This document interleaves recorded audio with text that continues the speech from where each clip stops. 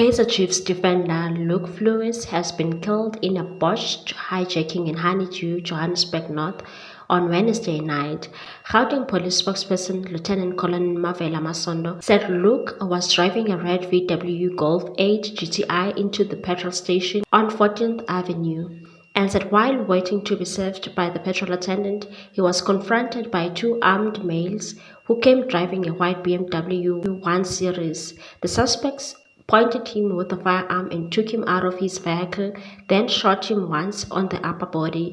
One suspect drove off with the victim's car, followed by his accomplice. Masondo said Luke was taken to the nearest medical care center, where he was certified dead on arrival. Police have opened a case of murder and car hijacking for investigation, and no arrests have been made yet.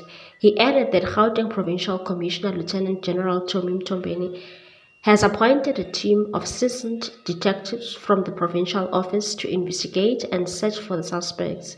Police are appealing to anyone who might have information that can help in their investigation or assist in the apprehension of suspects to please call the nearest police station. Kaizer Chiefs media manager Vina Maposa said the club could not comment on the matter, but an official statement was expected soon. The defender began his senior career at Ubuntu Cape Town after rising up through the club's junior ranks.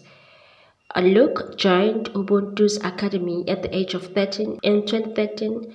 4 years later, he went on to make his debut in the National First Division at 17 years old. Luke will go on to sign for SuperSport United in 2018. He would go on to make over 60 appearances. His performances at SuperSport saw him move to Kaizer Chiefs on a 2-year deal in October last year. He had not made any appearances for the team at the time of his death. He has also been called up to the Bafana squad in 2021 and 2022.